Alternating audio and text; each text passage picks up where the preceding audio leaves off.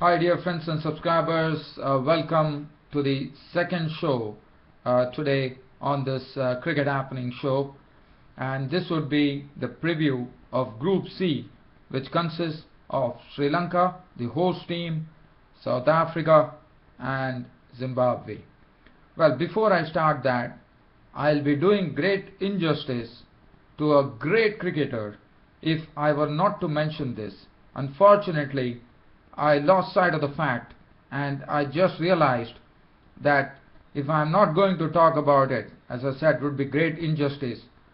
The great West Indian batsman, the former West Indian batsman who holds the record for the highest individual score as far as Test cricket is concerned, with 400 runs against England, as you remember, his individual score.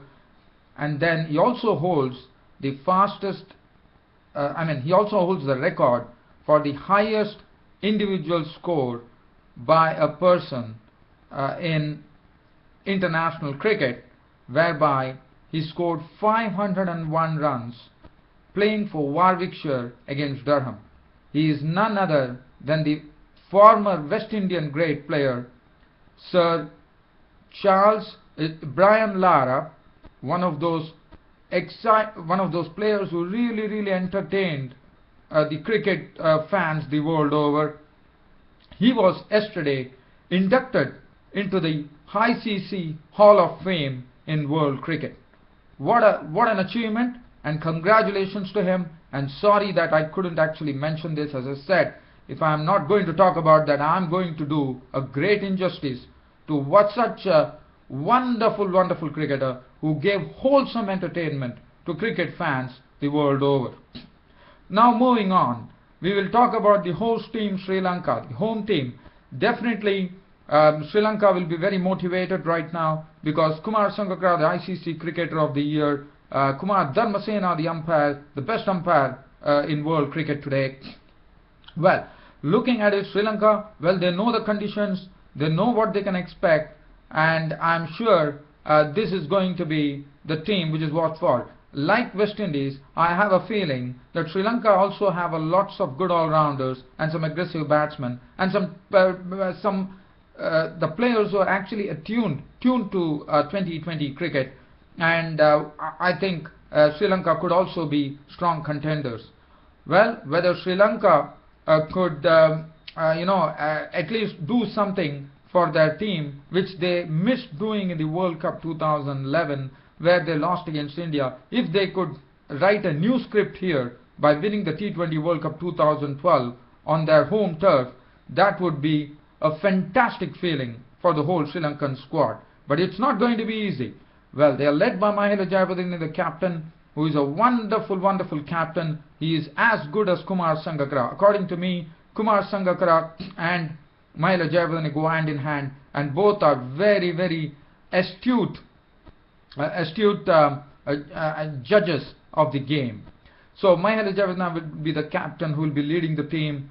They have the batting looks like Tilkarni Dilshan, as you know, is an attacking player. He'll be having a competition this time with England for sure in this T20 World Cup, because Tilkarni Dilshan's Dil Scoop, or it is going to be Joss Butler of England's Butt Scoop.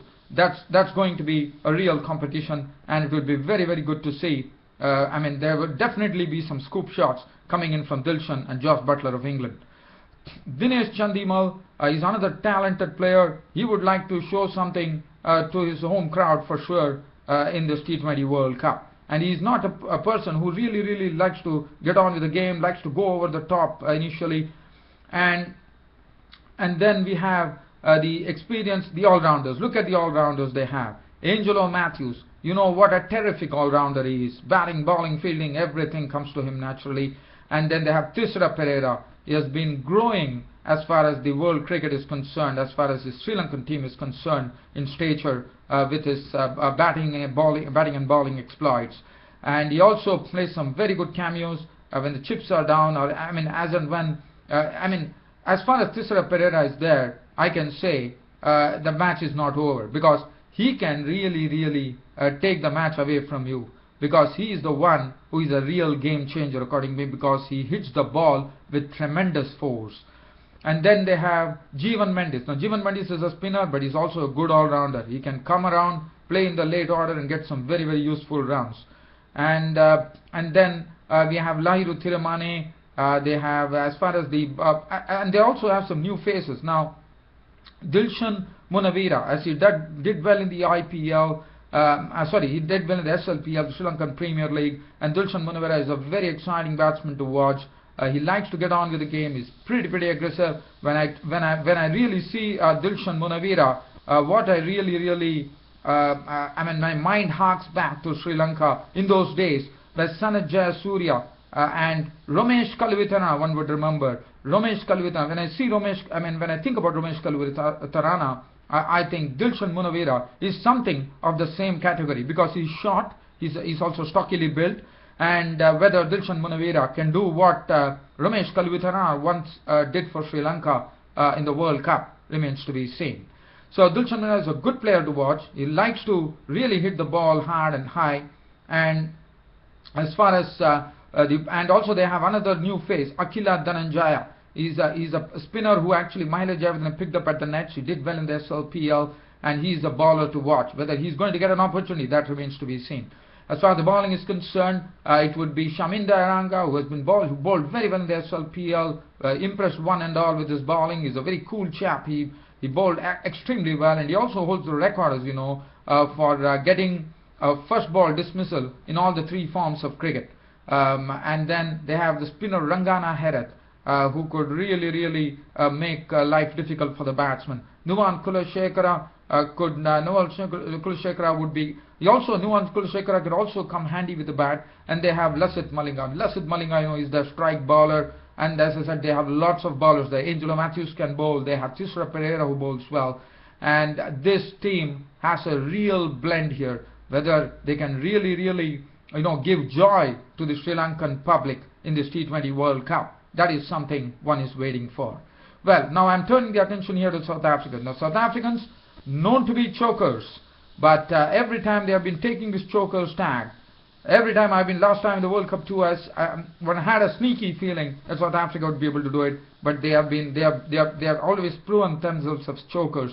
Now, whether whether South Africa can shake this tag, and this time at least, they can say they are not real chokers, but they are winners. Whether they can do that in this T20 World Cup 2012, well, they are another team which is absolutely equipped. A.B. de Villiers is the captain.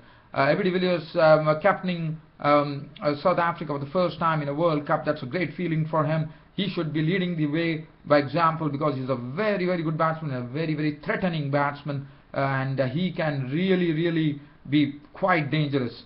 Hashim Amla is coming on some good form, and what a player he is. Not only a player good to watch, not only a player who is going to be such of a hallmark of the future for South Africa. Not only that, but Hashim Amla punches in some very great strokes in one-day cricket too. With orthodox strokes, he can really hurt the bowling team hard. Farhan Bahardin, he has been inducted into the squad, so he gets an opportunity there. Johan Bodha is an experienced bloke, and also he bowls well, and he also is a handy bat. And then they have JP Duminy, who is a good player too. And then they have Faf du Plessis.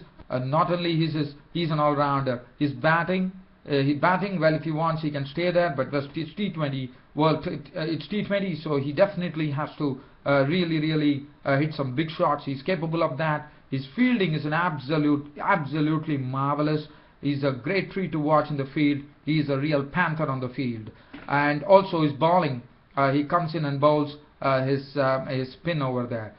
Jack Scalise, what a classic batsman is, and what a great player from South Africa is.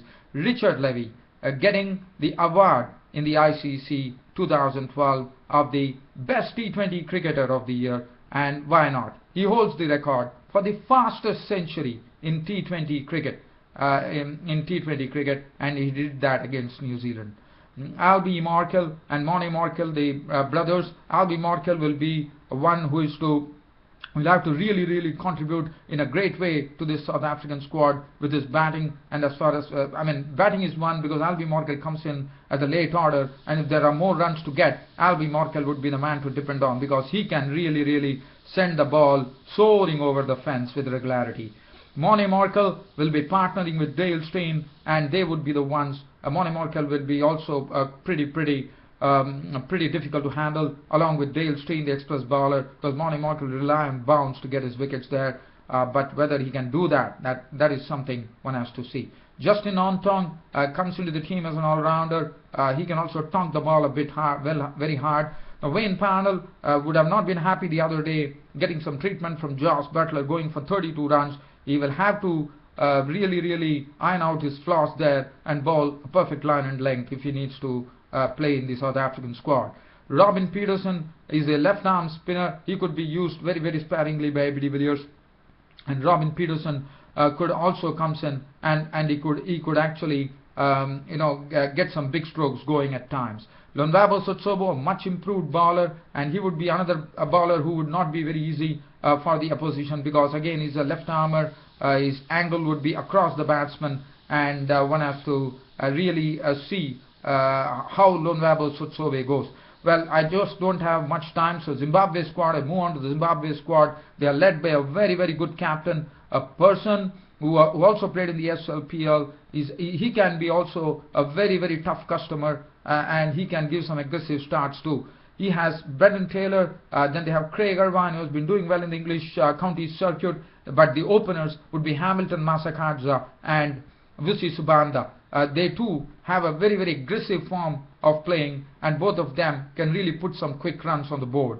Stuart Matsi-Kenyeri is the other experienced batsman.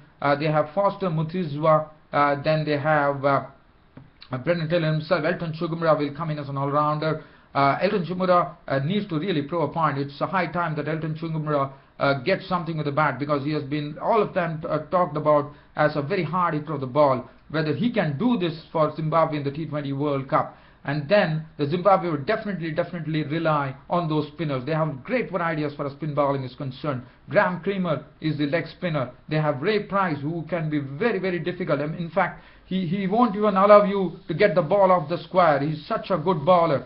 Whether he can do that once again. Ray Price, left arm spinner, and then they have Prosper Utsaya, who bowls the right arm off spin. So they have lots of variety, and it will be good to see Brian Vettori coming into his first T20 World Cup.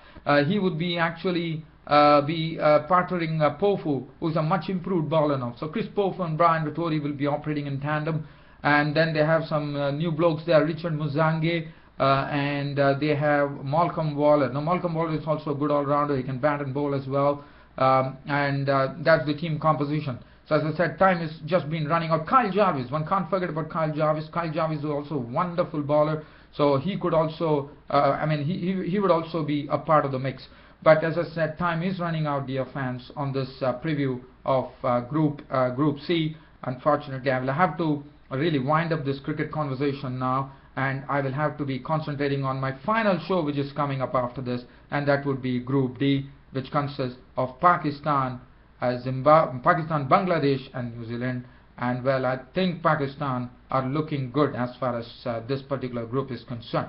I'll talk about that. I'll be back in probably 15 or 20 minutes time. So just keep an eye on the final show coming up from your host Ram today. Until then, it's goodbye. Thank you.